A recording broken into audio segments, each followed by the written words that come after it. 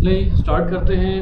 हमारा वैसे तो काफ़ी डिटेल डिस्कशन हो रही है इन टॉपिक्स पे, लेकिन आज मैं उम्मीद करता हूँ कि इंशाल्लाह हमारी जो डिस्कशन है वो इतनी ज़्यादा सैर हासिल हो चुकी है कल और परसों के लेक्चर्स में कि मज़ीद हमें जो है वो इतना बहुत ज़्यादा ज़रूरत नहीं पड़ेगी। हमारा नेक्स्ट टॉपिक है जीन फ्लो। जीन फ्लो जो है वो आप लोगों को डेफिनेटली पता है कि ये एक ऐसा टॉपिक है कि जिसमें हम ये देखते हैं कि कोई इंडिविजुअल्स बेसिकली जब आप पॉपुलेशन जेनेटिक्स की बात करते हैं ना, तो आप बात ही ये करते हैं कि किसी जगह से जीन्स ट्रांसफ़र हो गए। इंडिविजुअल का ट्रांसफ़र होना या इंडिविजुअल का वर्ड मैटर नहीं करता। किसी भी पॉपुलेशन से में एक जगह से दूसरी जगह जीन का ट्रांसपोर्ट हो जाना जो है उसको हम कहते हैं जीन फ्लो। वालेकुम अस्सलाम। इसको हम जीन फ्लो कहते हैं। अब यहाँ पर जो एक मुख्तसर एग्जांपल है वो ये है कि हमारे पास फ़र्ज़ करें कि एक पॉपुलेशन है जिसको कल भी हमने पढ़ा था जेनेटिक ड्रिफ्ट में। वो पॉपुलेशन है जिसमें हमारे पास जो रेड और पिंक और वाइट जो फ्लावर्स हैं इनकी जो हमारे पास फ्रीक्वेंसी है वो ये फ्रीक्वेंसी है PB5 है, QB5 है, ठीक है।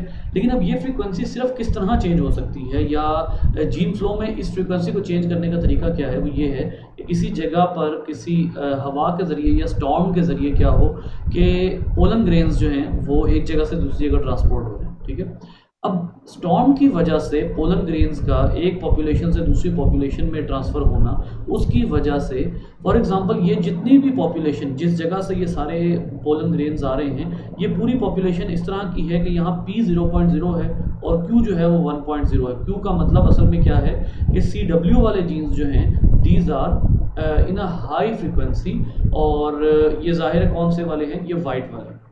अब जब यहाँ से पोलन ट्रांसपोर्ट होंगे और स्टॉर्म के ज़रिए ट्रांसपोर्ट होंगे तो इनकी इस फ्रीक्वेंसी में लाजमन फ़र्क आएगा। जो P है वो नीचे की तरफ आएगा, जो Q है वो ऊपर की तरफ जाएगा। इसका एक डेफिनेट मतलब ये है there would be a change in allele frequency. Allele frequency में डेफिनेटली चेंज आएगा और प्लांट्स में इस तरह से बहुत से चेंजेस आते हैं। प्लांट इसीलिए जो है वो कोई ना कोई नई जो स्पीशीज़ है प्लांट के अंदर वो कोई ना कोई इस तरह की स्पीशीज़ जो है वो बन रही होती है। उसके पीछे एक ये वजह भी हो सकती है और बाकी तमाम वजूहात के साथ साथ तो जीन फ्लो जो है वो इस तरह के फैक्टर्स को काफ़ी ज़्यादा जो है वो फेवर करता है कि एक जगह से अगर एक पॉपुलेशन के कुछ जो है वो गैमीट्स दूसरी पॉपुलेशन में ट्रांसपोर्ट हो जाते हैं। जैसे वाटर है, वाटर के ज़रिए आप इसमें एग्जांपल ले सकते हैं कि एक ही तरह की स्पीशीज़ जो है वो रह रही हैं थोड़े थोड़े फासले पे। एक की पॉपुलेशन इधर है, दूसरे की पॉपुलेशन इधर है, पानी के अंदर रह रही है एक्वाटिक एनवायरनमेंट में। एक के गैमीट्स जो है वो स्विम करके दूसरी पॉपुलेशन में पहुंच जाते हैं। तो अब ऐसी सूरत में क्या होगा कि वो जो एलिलिक फ्रीक्वेंसी होगी इसमें चाहे वो फैक्टर स्टॉर्म हो, विंड हो या पानी हो, अगर गैमीट एक पॉपुलेशन से दूसरी पॉपुलेशन में ट्रांसपोर्ट हो रहे हैं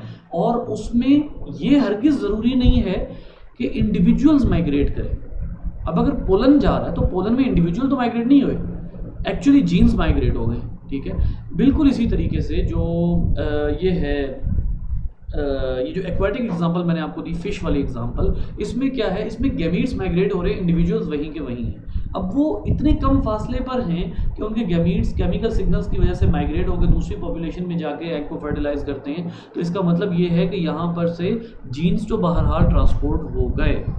हाँ, लेकिन अब एक और सिलसिला भी है और वो क्या है, वो ये है कि इसमें जीन फ्लो जो है इसमें इंडिविजुअल का माइग्रेट होना भी आता है, लेकिन वो किस सूरत में आता है, अगर एनिमल्स में ज़रा हाई एनिमल्स की बात हो रही हो, ऐसे एनिमल्स की बात हो रही हो जैसे जिनमें ह्यूमन शामिल है, जिनमें जो है वो ऐसे एनिमल्स शामिल हैं जिनमें गैमीट्स की ट्रांसपोर्ट किसी इन्वायरमेंटल फैक्टर्स की वजह से पॉसिबल नहीं है। अब गैमीट की ट्रांसपोर्ट जो है वो फॉर एग्जांपल आप कह लीजिए हॉर्सेस हैं, ठीक है, इसी तरीके से लायंस हैं, ह्यूमंस हैं, मंकीज़ हैं, इनमें गैमीट्स की ट्रांसपोर्ट किसी इन्वायरमेंटल फैक्टर्स की वजह से पॉसिबल नहीं है, बल्कि अगर वो इंडिविजुअल्स अपनी जगह चेंज करते हैं तभी गैमीट्स की ट्रांसपोर्ट पॉसिबल है या जीन्स की ट्रांसपोर्ट पॉसिबल है। तो दोनों केसेस होंगे, ठीक है। यहाँ पर आप सिर्फ ये नहीं कह सकते कि जो गैमीट्स की ट्रांसपोर्ट है वही जीन फ्लो है, नहीं। जीन फ्लो में मैं यहाँ पर दोनों कंडीशंस जो है वो यहाँ लिख देता हूँ कि जो जीन फ्लो है उसमें बेसिकली दोनों चीज़ें आती हैं। जीन फ्लो के अंदर एक मिनट रुकिएगा,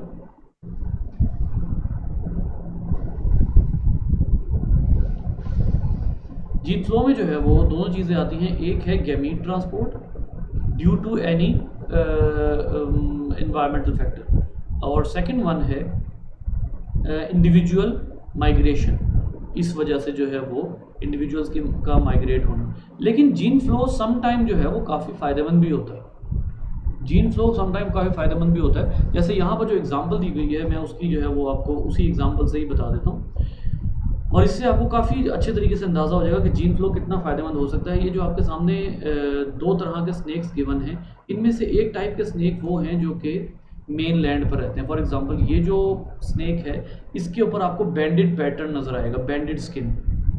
बैंडेड स्किन मतलब इसकी स्किन पर इस तरह से बैंड्स बने हुए हैं, वाइट और ब्लैक बैंड्स बने हुए हैं। और ये जो आपको ये जो स्पीशीज़ नज़र आ रही है, ये एक आइलैंड की स्पीशीज़ है, और आइलैंड की स्पीशीज़ जो है इसके ऊपर ये अनबैंडेड स्पीशीज़ है।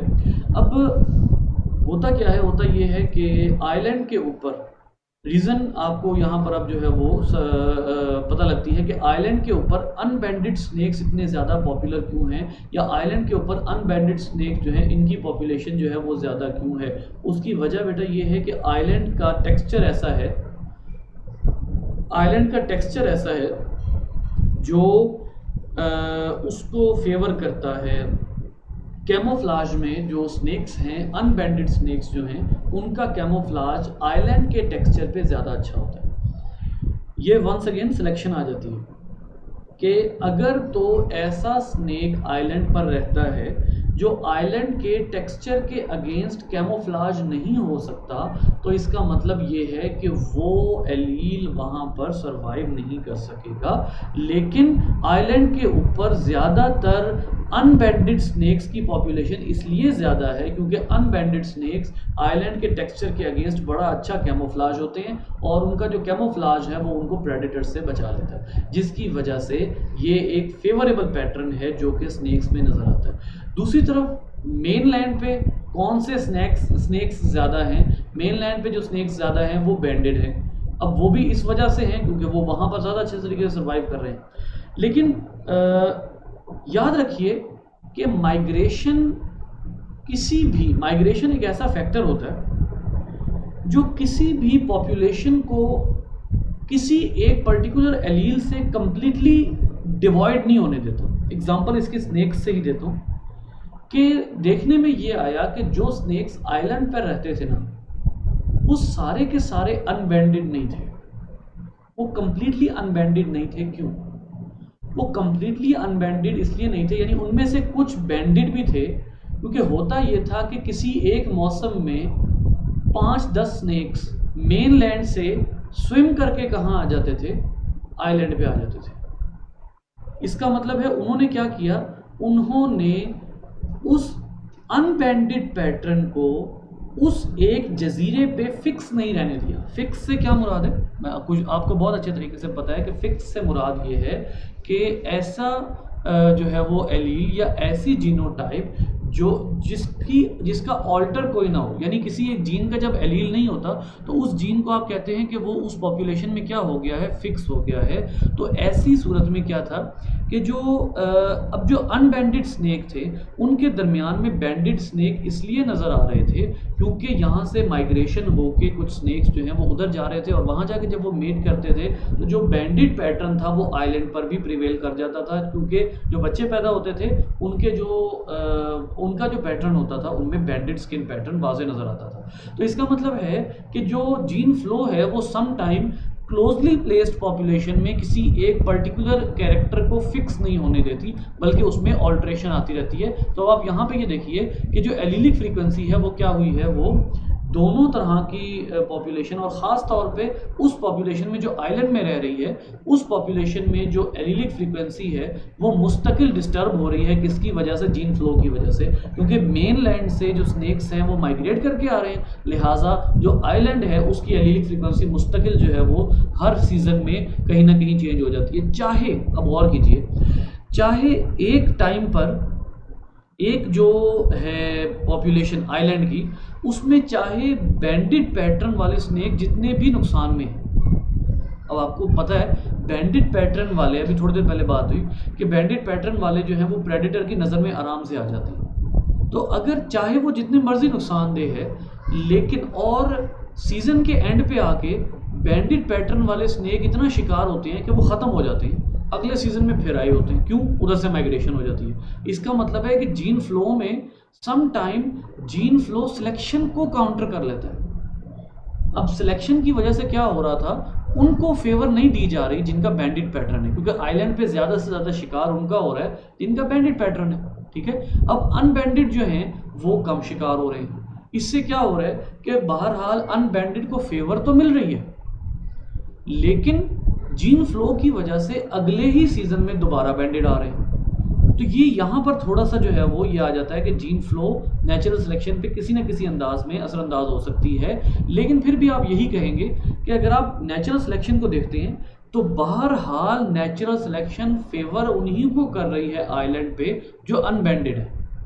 अगले सीजन में चाहे बैंडेड दोबारा आ जाए, लेकिन फेवर अभी भी किसको हो रही है, नेचुरल सिलेक्शन की, वो अनबैंडेड को ही हो रही है।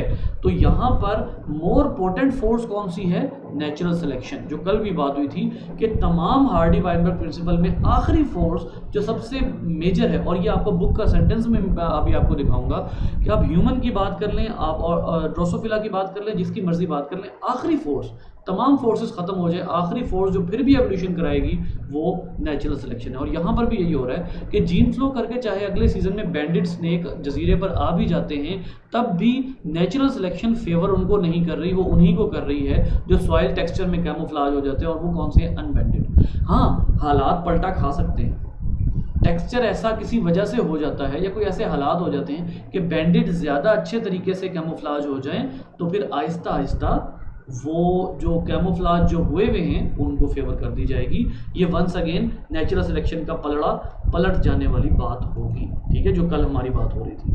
तो एक तो ये है कि जीन फ्लो की वजह से ये भी हो जाता है।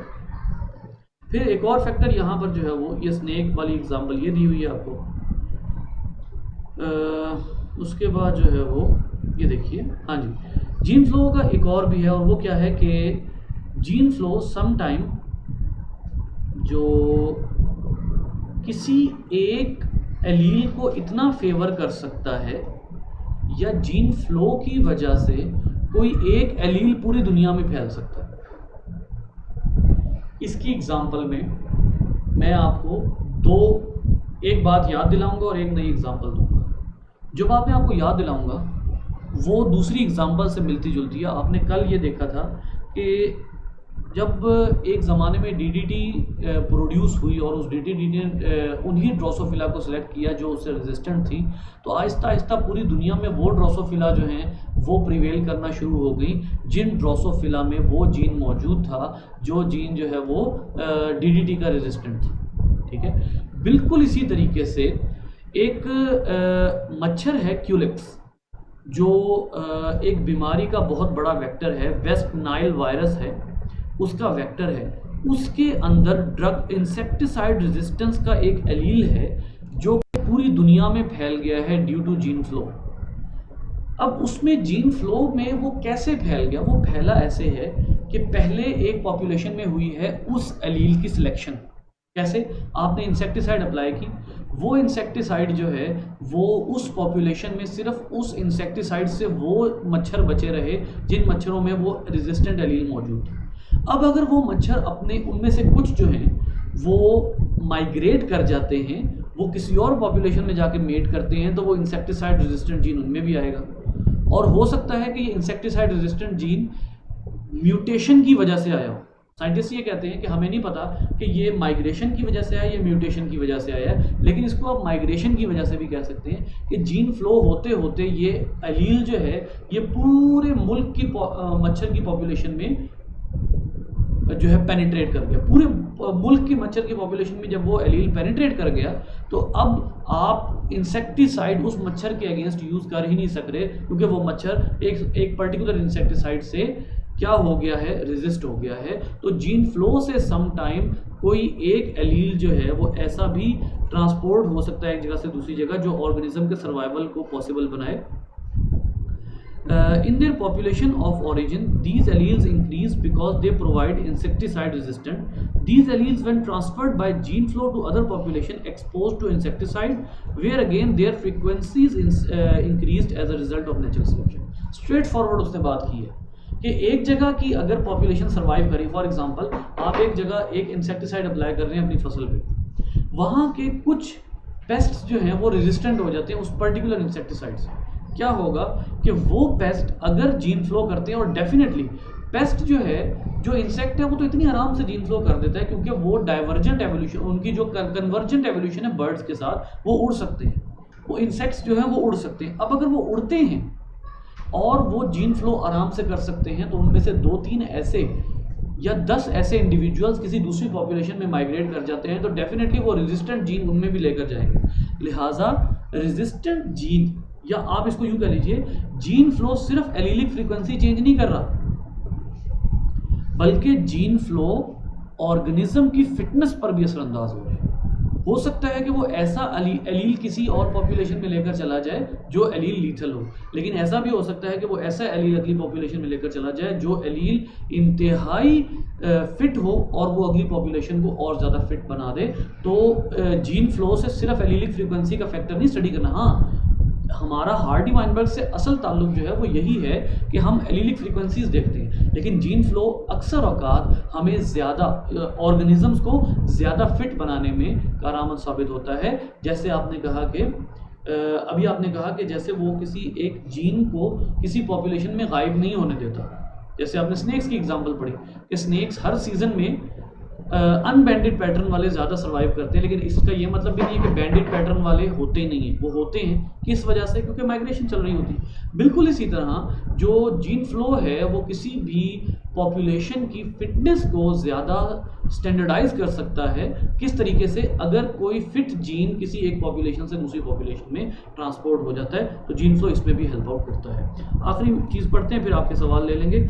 ह्यूमंस में भी मैंने आपको कुछ दिन पहले भी बताया था, ये बड़ी तवील इस पे हमारी बहस चली थी कि ह्यूमन अब इतने ज़्यादा इंटरमिंगल हो चुके हैं कि ह्यूमन की फिटनेस कहीं ज़्यादा ऊपर जा चुकी है, और बहुत से ऐसे एलील्स हैं जो ह्यूमन पॉपुलेशन में शफल हुए हैं, जिसकी वजह से एलीलिक फ्रीक्वेंसी तो दूर रह गई नहीं, क्योंकि ह्यूमन में ज़्यादा से ज़्यादा कितनी को वेरिएशन है। एक बात याद रखिए, ह्यूमन पे आप हार्डी-वाइनबर्ग, एक और वजह भी है जिसकी वजह से आप अप्लाई नहीं कर सकते, उसकी वजह ह्यूमन का प्लियोट्रॉपिक होना है। ह्यूमन इतना ज़्यादा प्लियोट्रॉपिक है, इतना ज़्यादा प्लियोट्रॉपिक है, प्लियोट्रॉपिक का मतलब मैं आपको दोबारा बता देता हूँ कि एक जीन का दूसरे जीन के ऊपर इस तरह डिपेंड करना कि वो इफेक्ट करे दूसरे जीन की फिनोटाइप को, ठीक है। तो ह्यूमन इतना ज़्यादा प्लियोट्रॉपिक है कि ह्यूमन के ऊपर एलील फ्रीक्वेंसी चेंज होने के हिसाब से हार्डी-वाइनबर्ग इक्विलिब्रियम या थ्योरम अप्लाई होना बहुत ही मुश्किल है। चलिए ये बात थोड़ी दूर निकल गई, मैं सिर्फ ये कह रहा था कि ह्यूमन में इतना जीन फ्लो अब हो चुका है right from the time of Neanderthals. असल में ये जीन फ्लो चल रहा है निएंडरथैल से, और मैं अभी रिसेंटली एक पोस्ट पढ़ रहा था कि ह्यूमन और निएंडरथैल का रिसेंटली ये डिस्कवर हुआ है कि ह्यूमन और निएंडरथैल का इतना ज़्यादा इंटरेक्शन था कि हम अभी तक सोच भी नहीं सकते थे कि ह्यूमन और निएंडरथैल इतना ज़्यादा आपस में इंटरमिंगल हुए होंगे, जिसकी वजह से बहुत से हमारे जो एलील्स हैं उनका जो ओरिजिन है वो होमोसेपियन होने के बजाय निएंडरथैलिक ओरिजिन है, उनके इंटरमिंगल होने की वजह से। तो वो जो एलीलिक फ्रीक्वेंसी हुई है वो एक अलग बात है, लेकिन अब जो जीन फ्लो हो रहा है उसकी वजह से ह्यूमन में एक सर्टन हद तक चेंज आने के बाद अब उससे ज़्यादा चेंजेस जो हैं वो मज़ीद उस तरह से नहीं आ रहे। या देखिए, mating is more common between members of population that previously had very little contact leading to exchange of allele and fewer genetic differences. अब ह्यूमन के अंदर जेनेटिक खास तौर पे वो पॉपुलेशन, पिछले दिनों जो सदफ ने एग्जांपल दी थी वो भी बहुत अच्छी थी कि वो लोग जो खास तौर पे फॉरेस्ट में रह रहे हैं, अपने कबाइल से नहीं निकल रहे, हाँ उनकी एलीलिक फ्रीक्वेंसी और हमारी में बड़ा फ़र्क हो सकता है, लेकिन जो पॉपुलेशन इंटरमिंगल हो रही है ना, उनमें जेनेटिक वेरिएशन बहुत कम हो चुकी है। वो इतनी ज़्यादा इंटरमिंगल हो चुके हैं कि उनके दरमियान में जेनेटिक वेरिएशन बहुत कम हो चुकी है, जिसकी वजह से उनका जीन फ्लो एलीलिक फ्रीक्वेंसी उतनी चेंज कर ही नहीं रहा। जैसे यूरोप है, अब यूरोप की मिसाल ले लीजिए, इतनी इंटरमिंगलिंग है कि उनकी जेनेटिक वेरिएशन में बहुत कमी आ चुकी है, और बहुत से लोग ऐसे हैं जिन्होंने पाकिस्तान में रहते हुए यूरोप में जो है वो शादियाँ की हुई हैं, तो वो जो इंटरमिंगलिंग है उसकी वजह से भी जेनेटिक वेरिएशन में रिडक्शन आ रही है। तो ये मैं जहाँ तक समझता हूँ, मेरी पर्सनल राय की हद तक ह्यूमन की पॉपुलेशन इतनी बड़ी है कि उस पर हार्डी-वाइनबर्ग थ्योरम की तमाम कंडीशंस को एज इट इज़ अप्लाई करना बहुत मुश्किल है। जी बेटा।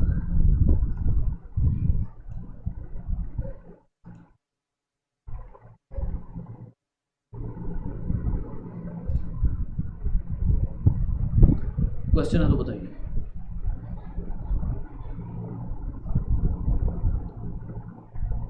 हैं आज कोई भी क्वेश्चन नहीं? अल्लाह खैर करे। ले जी, फिर आगे चलते हैं हम। हमारा नेक्स्ट टॉपिक जो है वो है जी, यानी आप कुछ कह रही हैं?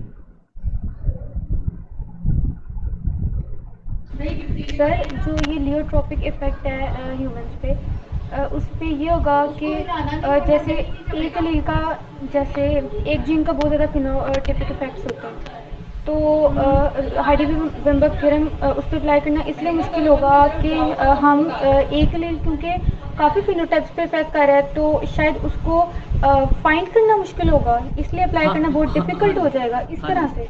देखिए, एक फिनोटाइप जो है ना वो आप यूँ कह लीजिए, अगर आप एपिस्टेसिस की भी बात करती हैं और आप प्लियोट्रॉपिक की भी बात करती हैं, तो जो फिनोटाइप है वो सम टाइम उस एक पर्टिकुलर एलील के रिसेसिव होने की वजह से चेंज नहीं होती, बल्कि वो किसी और एलील के रिसेसिव हो जाने की वजह से चेंज होती है। एग्जाम्पल इसके लीजिए, आप कहते हैं सिस्टिक फिब्रोसिस में एक एलील जो है वो आपका जो प्रोटीन चैनल बना रहा है, वो प्रोटीन चैनल जो है जो क्लोरीन को ट्रांसपोर्ट करता है, वो प्रोटीन चैनल जो है वो डिसऑर्डर हो गया, वो ख़राब हो गया। अब उसके नतीजे में जो फिनोटाइप आ रही है वो ये है कि आपका सांस लेना मुश्किल हो रहा है। अब बज़ाहिर क्या लग रहा है कि आपके लंग्स के स्ट्रक्चर में गड़बड़ आ गई, लेकिन असल फैक्टर कुछ और है।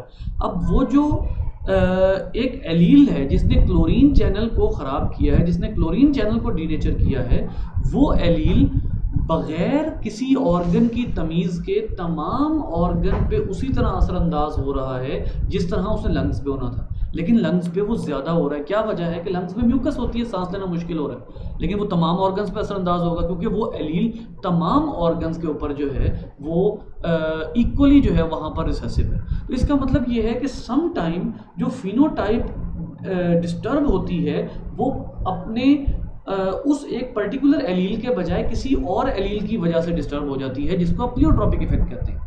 आप एपिस्टैटिक इफेक्ट ले आइए बॉम्बे फिनोटाइप में।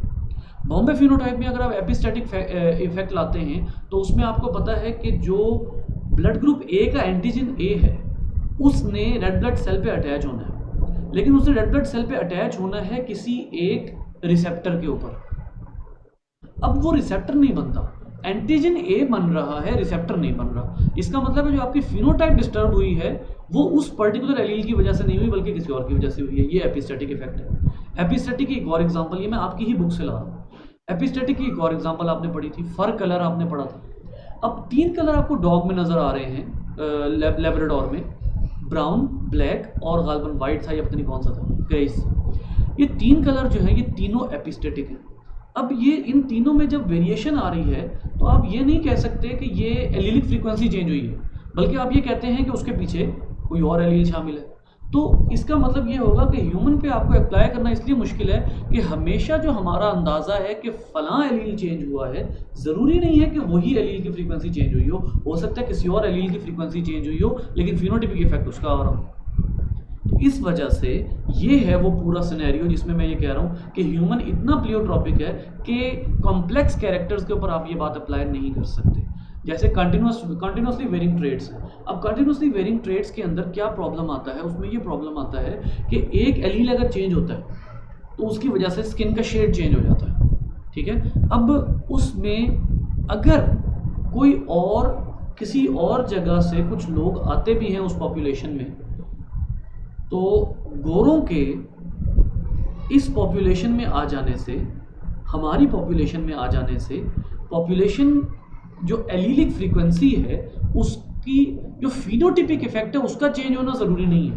एलीलिक फ्रीक्वेंसी ज़रूर चेंज होगी, लेकिन फिनोटिपिक फ्रीक्वेंसी चेंज होने का सॉरी, जो एलीलिक फ्रीक्वेंसी ज़रूर चेंज होगी, लेकिन जो फिनोटिपिक फ्रीक्वेंसी है वो चेंज होना ज़रूरी नहीं है, क्योंकि वो ऐसे एलील से कंट्रोल हो रहा है जो पॉलीजीन्स हैं, 10 पेयर हैं, 10 जीन के पेयर्स हैं फॉर एग्जांपल, जो हमारा स्किन कलर कंट्रोल करते हैं। अब अगर कोई गोरे यहाँ आ जाते हैं और वो हमारी पॉपुलेशन में आके जो है वो इंटरमिंगलिंग करते हैं, मीटिंग करते हैं, तो अब उसमें क्या होगा कि उससे फिनोटिपिक फ्रीक्वेंसी चेंज होना वो इतना ज़रूरी नहीं है, क्योंकि वो पॉलीजेनिक ट्रेट है। लिहाजा ह्यूमन के अंदर तो कॉम्प्लेक्सिटीज़ ही इतनी हैं कि आप उसमें ना तो, ये बात बड़ी पहले हो चुकी है कि ह्यूमन के अंदर ना तो आप सिंपल मेंडेलियन इनहेरिटेंस अप्लाई कर सकते हैं, ना आप इतना simple Hardy Weinberg theorem apply कर सकते हैं, उसकी इतनी कॉम्प्लेक्सिटीज़ की वजह से। जी बेटा। तो सर ये ह्यूमंस के अलावा जो लियोट्रॉपिक इफेक्ट है तो और भी ऑर्गेनिजम्स में है, जब मतलब हमने पढ़ा हुआ है लियोट्रॉपिक इफेक्ट प्लांट्स में भी है, हमने जितनी एग्जांपल्स जेनेटिक्स में पढ़ी थी वो सारी प्लांट्स में पढ़ी थी। तो सर इस तरह तो ये जो हार्डी-वाइनबर्ग थ्योरम है ये ह्यूमंस क्या बाकी ऑर्गेनिज्म पे भी अप्लाई करना बहुत मुश्किल है? बहुत अच्छी बात कर रही हैं आप। इसका एक आंसर सुनिए। ह्यूमन के अलावा बाकी पॉपुलेशन में बहुत ज़्यादा कैरेक्टर्स ऐसे हैं जो मैं मैमल्स के अलावा बात करूँ, मैंने अभी डॉग की बात की ना, जैसे डॉग में, हॉर्सेस में, इसी तरीके से आपके जो बोविड्स हैं, फिर इसी तरीके से आपके जो इक्विडी फैमिली है, फिर आपकी जो फेलिडी फैमिली है, लायंस की फैमिली, जो भी है, मैमल्स में ज़्यादातर कैरेक्टर प्लियोट्रॉपिक है। आप यहाँ पर अगर थोड़ा सा गौर करते हैं ना, तो आपको यहाँ पर ज़्यादातर एग्जांपल 2-3 तरह के ऑर्गेनिजम्स की नज़र आती है, या प्लांट्स हैं या ऑर्थ्रोपोड्स हैं ज़्यादातर। अब जो जीन फ्लो की आपको स्नेक की एग्जांपल नजर आई है, वो भी एक स्किन का पैटर्न है, वो भी जीन फ्लो। ह्यूमन के अंदर जो इंटरमिंगलिंग है उसमें जो पॉलीजेनिक ट्रेट है उसके ऊपर आप अगर तो आपने यूँ कह लीजिए कि अगर आपको बेसिक्स ना पता हो ना कि ये एक पॉलीजेनिक ट्रेट है, तब तो आप हार्डी-वाइनबर्ग थ्योरम अप्लाई करते जाएं। लेकिन अगर आपको ये अंदाज़ा है कि स्किन कलर पॉलीजेनिक ट्रेट है, तो आप स्किन कलर ह्यूमन पे अप्लाई नहीं कर सकते, रेप्टाइल पे अप्लाई कर लेंगे आप, क्योंकि उसमें हो सकता है वो प्लियोट्रॉपिक ना हो। ठीक है, तो जैसे जैसे आप पॉपुलेशंस में नीचे जाते रहते हैं, कॉम्प्लेक्सिटी कम होती है, तो 2 चीज़ें स्टडी करना आसान हो जाता है। एक सिंपल मेंडेलियन इनहेरिटेंस स्टडी करना आसान हो जाता है, दूसरा हार्डी-वाइनबर्ग जो स्मॉल पॉपुलेशन पे अप्लाई होता है वो स्टडी करना आसान हो जाता है। हाँ, उसमें मैं फिर आपसे कह रहा हूँ कि ह्यूमन के अंदर ये स्टडी करना इसलिए थोड़ा सा आसान हो जाता है जहाँ ह्यूमन ने बहुत छोटी पॉपुलेशन बनाई हो और वो पॉपुलेशन दूसरों के साथ मीटिंग ना करती हो, जैसे अफ्रीकी कबाइल हैं, वहाँ पर आप हार्डी-वाइनबर्ग थ्योरम अप्लाई कर सकते हैं। लेकिन जो मॉडर्न ह्यूमन कल्चर्स हैं उनमें अप्लाई करना थोड़ा सा मुश्किल हो जाता है। लेकिन मैं ये नहीं कह रहा कि ये बिल्कुल इम्पॉसिबल है, लेकिन मुश्किल ज़रूर है। और क्योंकि ये मेरा अपना ख्याल है, लिहाजा इससे बिल्कुल इख्तिलाफ किया जा सकता है।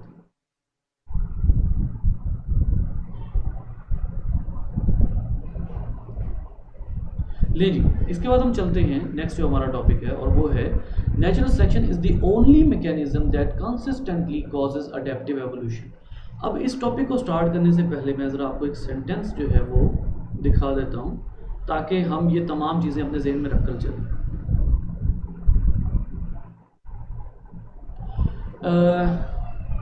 About genetic drift and gene flow, both can in fact increase the frequency of alleles that enhance survival or reproduction, but neither does so consistently. मतलब जेनेटिक ड्रिफ्ट भी एलीलिक फ्रीक्वेंसी चेंज कर सकती है, जीन फ्लो भी कर सकता है, लेकिन इनमें से कोई एक भी ऐसा नहीं है जो ये काम मुस्तकिल करता हो। कभी जेनेटिक ड्रिफ्ट आ गई, कभी जीन फ्लो हो गया, मुस्तकिल ये काम कोई नहीं कर रहा। मुस्तकिल एवोल्यूशन लाने के पीछे जो परमानेंट फैक्टर है, इवन जीन फ्लो भी नेचुरल सिलेक्शन पर डिपेंड करेगा। इवन जो है जेनेटिक ड्रिफ्ट, उसके भी कॉन्सिक्वेंटली वो नेचुरल सिलेक्शन पर डिपेंड करेगा। ठीक है, इसी तरीके से सिमिलरली ये देखिए, genetic drift can cause the frequency of a slightly beneficial allele to increase or alternately to decrease। हो सकता है कोई एक बेनिफिशियल एलील जेनेटिक ड्रिफ्ट की वजह से ज़्यादा हो जाए, लेकिन आप इसमें गौर कर रहे हैं, एक वर्ड है बेनिफिशियल एलील। वो बेनिफिशियल एलील किस पर डिपेंडेंट है? वो बेनिफिशियल एलील जेनेटिक ड्रिफ्ट पर सॉरी नेचुरल सिलेक्शन पर डिपेंडेंट है। अगर जेनेटिक ड्रिफ्ट ने किसी एक ऐसे एलील को ज़्यादा कर दिया जो एलील लीथल है, तो नेचुरल सिलेक्शन उसको रिजेक्ट कर देगा। इसका मतलब है जेनेटिक ड्रिफ्ट हुई और अल्टीमेटली नेचुरल सिलेक्शन ने उस जीन को वाइप आउट कर दिया, वो तमाम ऑर्गेनिज्म सूनर और लेटर मर गए। अगर जेनेटिक ड्रिफ्ट के नतीजे में कोई एक फेवरेबल एलील ज़्यादा हो जाता है, तो वो फेवरेबिलिटी उसकी नेचुरल सिलेक्शन की वजह से है। दैट मीन्स अल्टीमेटली सब चीज़ें जाकर किस पर डिपेंड कर रही होती है, नेचुरल सिलेक्शन पर। आगे देखिए, जीन फ्लो में introduce alleles that are advantageous और ones that are disadvantageous. Natural selection is the only, ले जी यहाँ से आगे इसको हाईलाइट करते हैं, natural selection is the only evolutionary mechanism that consistently lead to adaptive evolution. एक वाहिद फैक्टर है।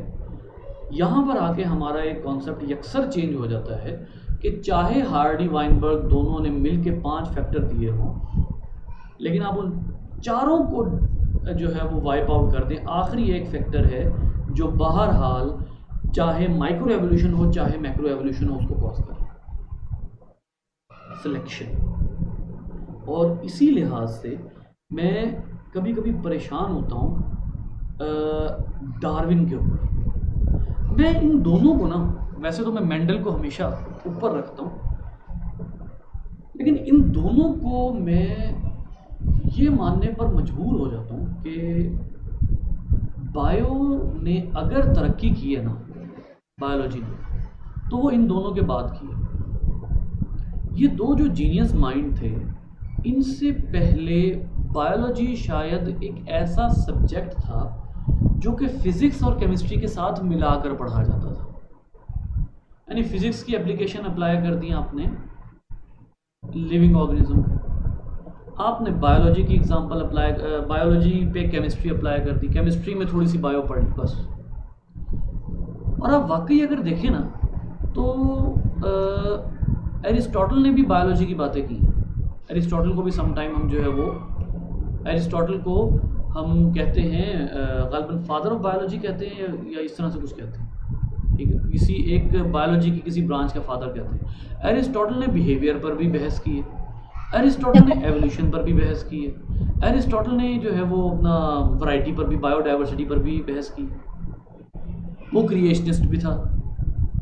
अब ये सब कुछ मिला के जब हम पढ़ते हैं तो हमें पता ही लगता है कि biology was not an integrative field before evolution and before Darwin and Mendelism.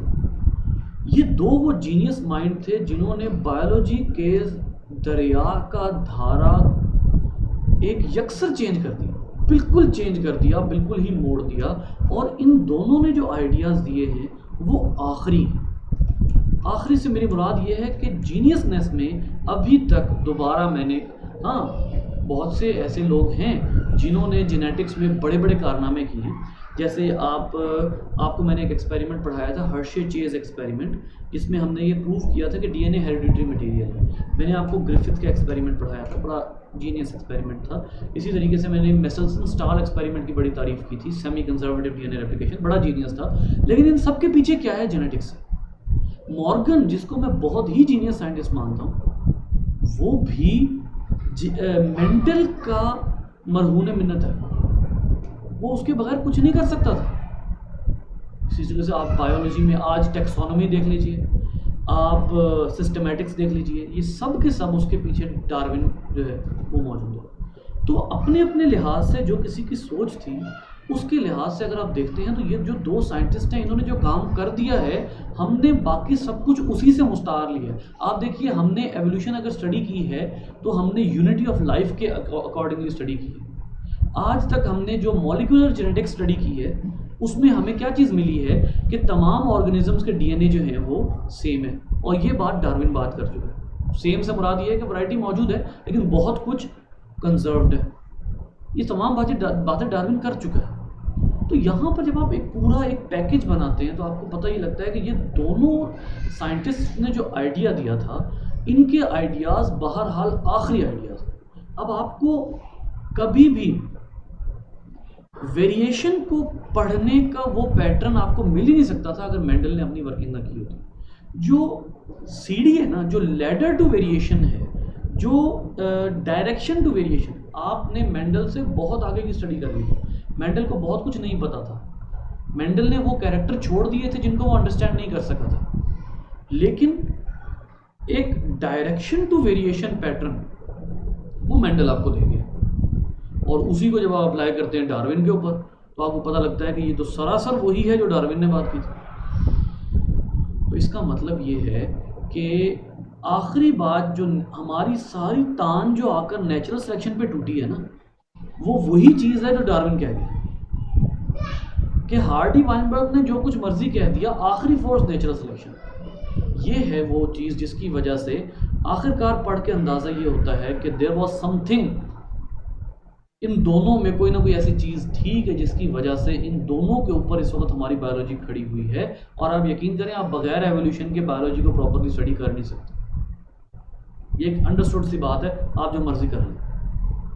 बहुत सी चीज़ें ऐसी हैं जहाँ पे आके आपको वो जो रिलेशन है ऑर्गेनिज्म का वो मानना पड़ता है। मानने से मुराद ये है कि उसको आपको कंसिडर करना पड़ता है। तो नेचुरल सिलेक्शन जो है, this is the last force.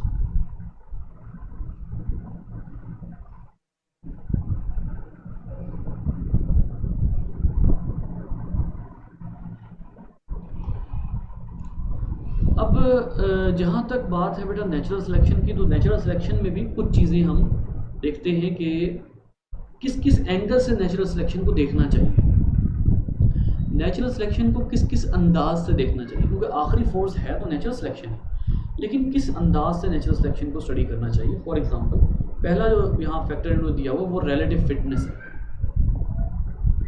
Relative fitness, अब फिटनेस से सबसे पहली चीज़ क्या माइंड में आती है?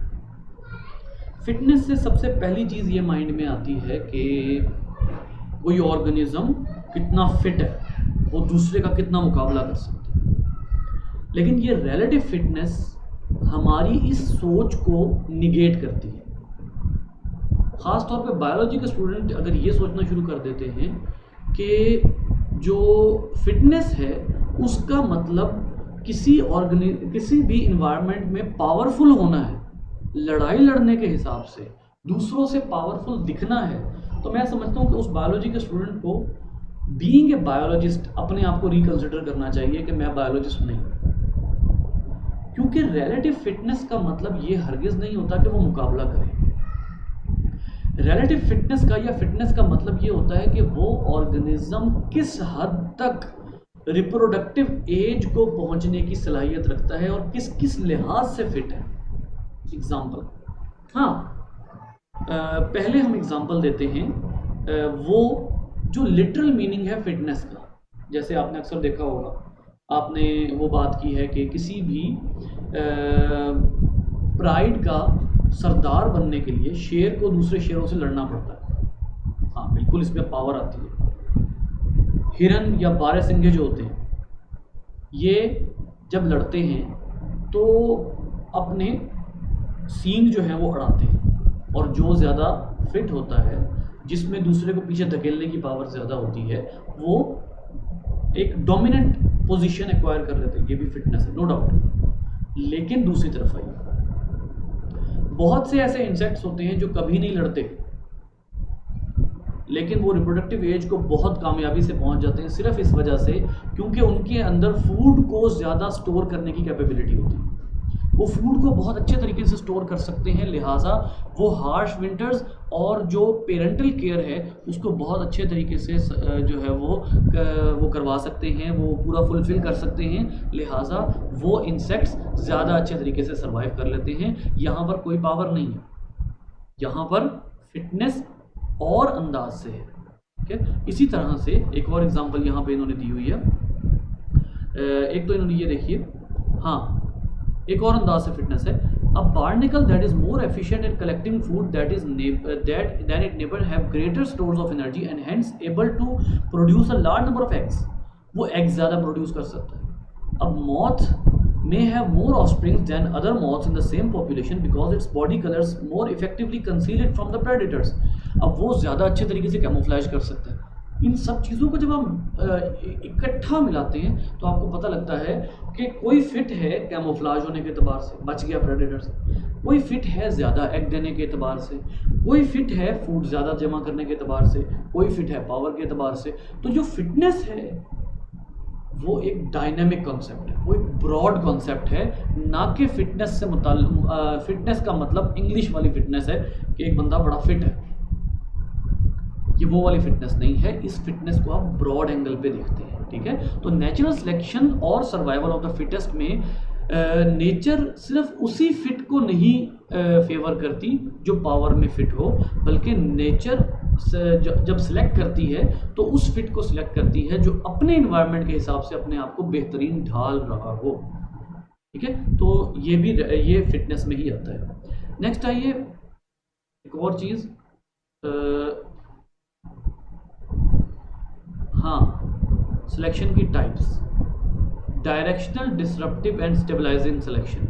ये भी आपको रिलेटिव फिटनेस के एतबार से नजर आएगी कि ये सिलेक्शन की कुछ टाइप्स होती हैं जो आपको पता लगता है कि सम टाइम सिलेक्शन किसी एक चीज़ को फेवर करती है, सम टाइम सिलेक्शन किसी दूसरी चीज़ को फेवर कर रही होती है। तो सिलेक्शन की जो टाइप्स हैं वो आपको क्या बताती हैं? सिलेक्शन की टाइप्स आपको ये बताती हैं कि जो डिफरेंट फैक्टर्स सिलेक्शन फेवर करती है वो किस किस अंदाज से फेवर हो सकती है। बाज़ औक़ात ऐसा होता है, इसको सिंपल कर लेते हैं बात को। बाज़ औक़ात ऐसा होता है कि किसी एक पॉपुलेशन में 3 फिनोटाइप्स होती हैं और उन 3 फिनोटाइप में से, या यूँ कह लीजिए कि सम टाइम ऐसे होता है कि एंसेस्ट्रल फिनोटाइप जो होती है वो फेवर हो जाती है। जो नई वैरायटी आई होती है ना, उसको फेवर नहीं किया जा रहा होता नेचर की तरफ से। ऐसी सिलेक्शन डिफरेंट तरह की होती है। बाज़ औक़ात ऐसा होता है कि जो नई वैरायटी आई होती है और पुरानी वैरायटी दोनों को फेवर किया जा रहा होता है। बाज़ औक़ात, अब आप यहाँ पर जो है वो एक एग्जांपल ले लीजिए जिससे आपको क्लियर कट बात समझ आएगी। बेटा, ये आपके पास 3 तरह की पॉपुलेशंस हैं इसकी, रैट्स की। फर कलर जो है इनका, स्किन कलर या फर कलर, उस लिहाज से आपके पास 3 तरह की पॉपुलेशंस हैं। एक है प्योर वाइट, दूसरी उससे हल्की उससे डार्क और एंड पे सबसे डार्क। सम टाइम हालात ऐसे आ जाते हैं, सम टाइम जो है वो इन्वायरमेंट इस तरह का हो जाता है कि नेचर जिसको प्रेफर कर रही होती है वो होता है entirely new phenotype. Entirely new phenotype, एक ऐसी फिनोटाइप जो कि बाकी सबसे डिफरेंट हो और न्यू फिनोटाइप हो। ऐसी सूरत में ऐसी सिलेक्शन को आप क्या कहते हैं? Directional selection.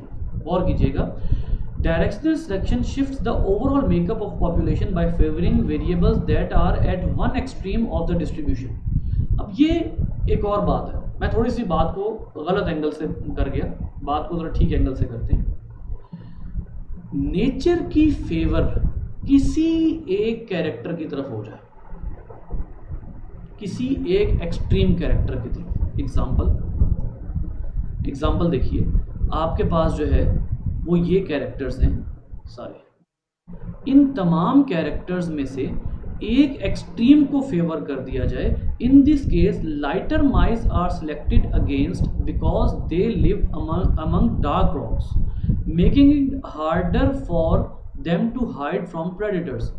अब जो लाइटर माइस हैं, यहाँ के जो 2 थे, ये देखिए 1 2 3 4 5, जो लाइटर माइस हैं उनको बिल्कुल ही रिजेक्ट कर दिया गया। क्यों रिजेक्ट किया गया है?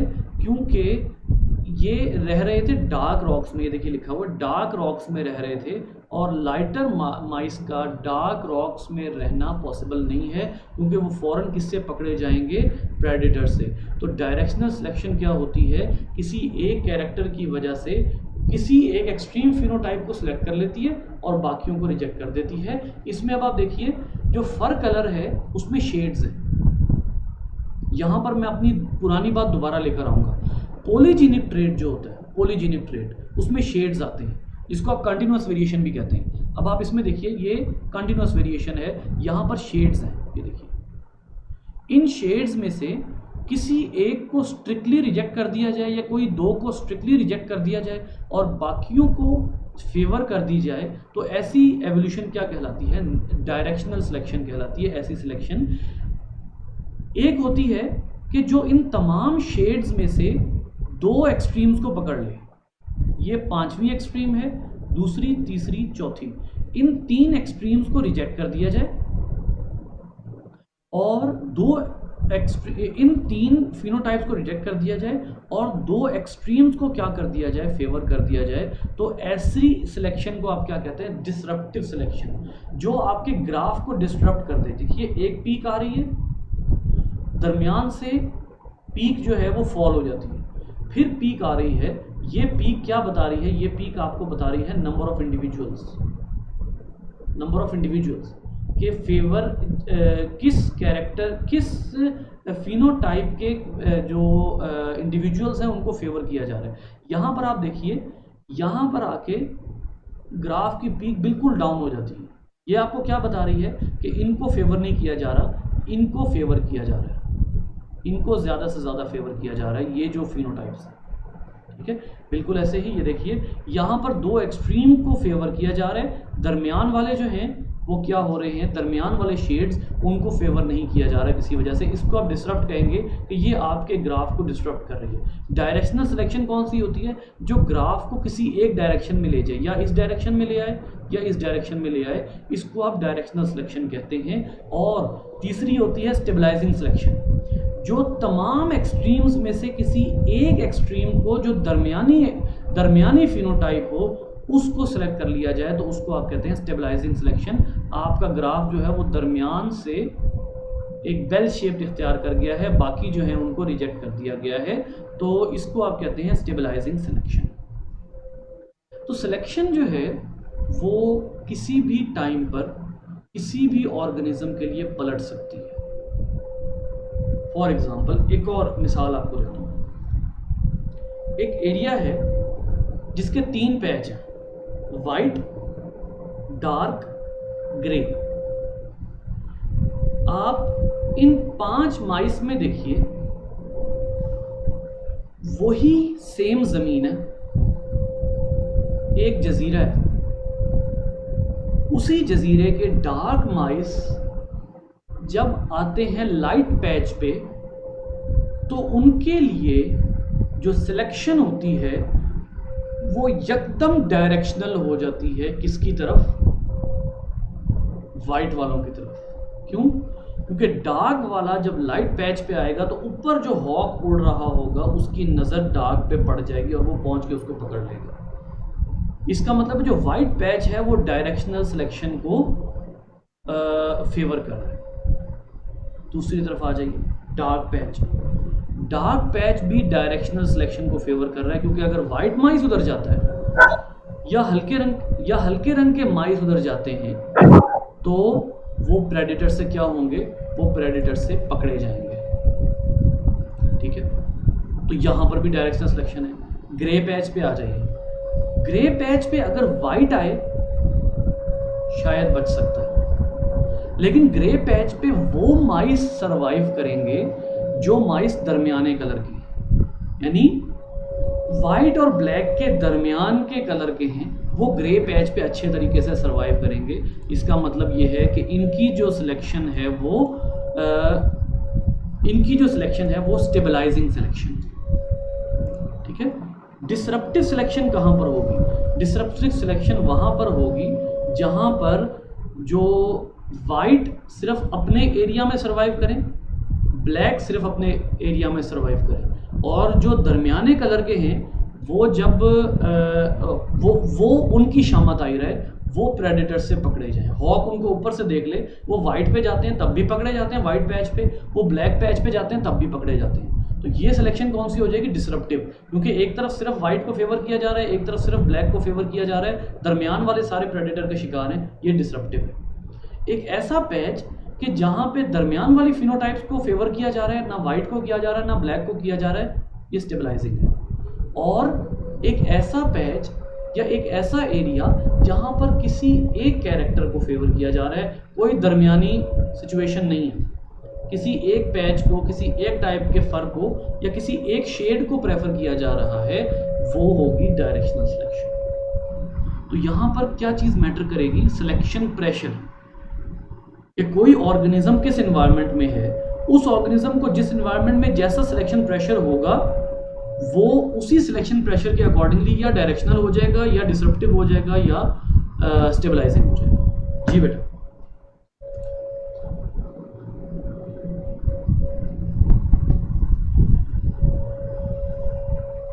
सर वो भी तो एग्जांपल थी एक डायरेक्शनल की, वो मौत वाली जो इंडस्ट्री इनके इंडस्ट्रियल एरिया से पहले वो जो जी, जी, मौत थे बिल्कुल, वो। बिल्कुल। ये बड़ी मशहूर एग्ज़ाम्पल है और बहुत ही अच्छी एग्ज़ाम्पल है। मतलब मैं ये एग्ज़ाम्पल बड़ों को दे दिया करता हूँ कि वो जो एग्ज़ाम्पल है कि जिसमें एक ज़माने में यूरोप के अंदर इंडस्ट्रियलाइज़ेशन नहीं हुई थी, तो ट्रीज़ जो थे वो लाइकेन्स की वजह से किस कलर के थे? वाइट कलर के, वाइटिश ग्रीश। तो वो वहाँ मौत की 2 नस्लें थीं। एक नस्ल वो थी जो ग्रेइश वाइट थी, एक नस्ल वो थी जो ब्लैक कलर की थी। अब जो पैच है उसके ऊपर जब वो मॉथ बैठता था तो ग्रेइश वाइट जो है वो बच जाता था लाइकिन की वजह से, लेकिन ब्लैक वाला पकड़ा जाता था। हालात पलटा खाते हैं, इंडस्ट्री बनती है, इंडस्ट्री के धुएं की वजह से लाइकिन हो जाती है ब्लैक। अब ब्लैक बैठ रहा है उसके ऊपर, वो बच जाता है, जो वाइटिश ग्रे है वो नहीं बचता। ये क्या होगी? डायरेक्शनल सिलेक्शन, या इधर या इधर, एक डायरेक्शन होगी। ठीक है, तो इसको आप कहते हैं डायरेक्शनल।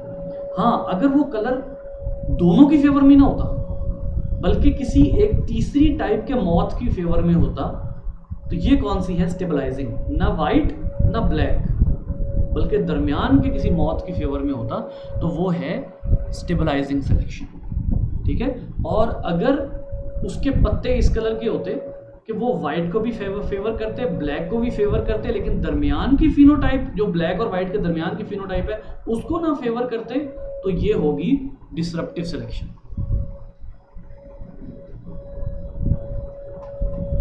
सर ह्यूमन पॉपुलेशन भी तो स्टेबलाइजिंग में आएगी। Human population I think stabilising ही होगी ना, बहुत ज्यादा लंबे भी सर्वाइव नहीं करते, बहुत ज्यादा। इसमें अब ट्रेंड की बात है। ह्यूमन के अंदर असल में कल्चर का बहुत ज़्यादा इन्फ्लुएंस है, ट्रेंड की बात होती है।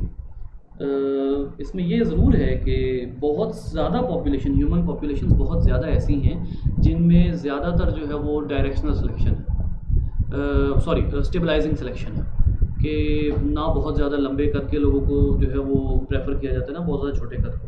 और छोटे कद के हिसाब से तो ज़्यादातर जो है ना वो, अगर आप छोटे और नॉर्मल कद की बात करते हो, छोटे और नॉर्मल कद में तो ज़्यादातर डायरेक्शनल सिलेक्शन ही है कि ड्वार्फ्स को ज़ाहिर प्रेफर नहीं किया जाता, लेकिन ये वेरी करना शुरू हो जाती है। जैसे इंडोनेशिया में डिफरेंट है, वहाँ पर छोटे कद को प्रेफर किया जाता है। ठीक है, अफ्रीकन्स में डिफरेंट है, वहाँ पर ब्लैक स्किन कलर है, लंबा कद है, अमेरिकन यूरोपियंस, तो वो डिफरेंट हो जाता है।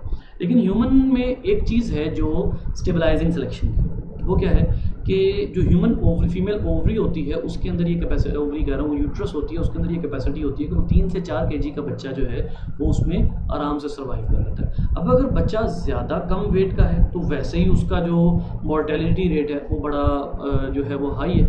अगर ज़्यादा कम वेट है वो ना तो कम वेट जो है वो फेवरेबल होता है, और अगर 4 kg से ऊपर 5 kg या 5.5-6 kg तक बात चली जाती है तो उसको यूट्रस नहीं बर्दाश्त करती, तो वो बच्चा भी, उसके भी डेथ के चांसेस होते हैं। तो दरमियान के वेट की रेंज को प्रेफर किया जाता है। तो ये क्या चीज़ है? ये स्टेबलाइजिंग सिलेक्शन।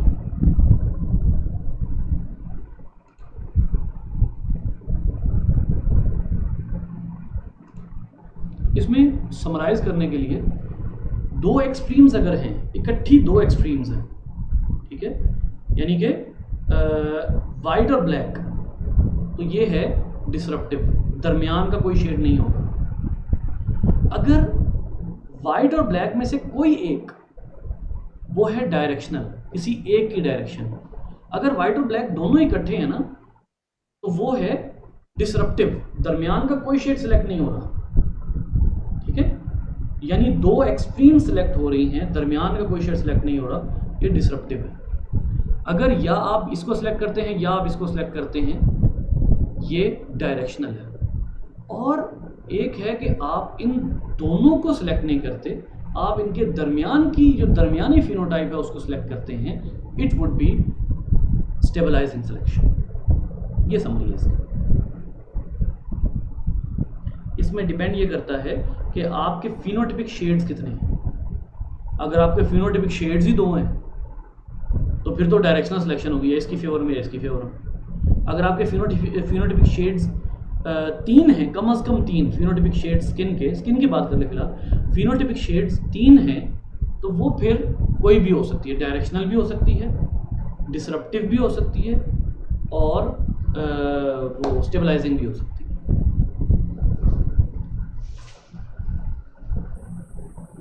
जी बच्चा।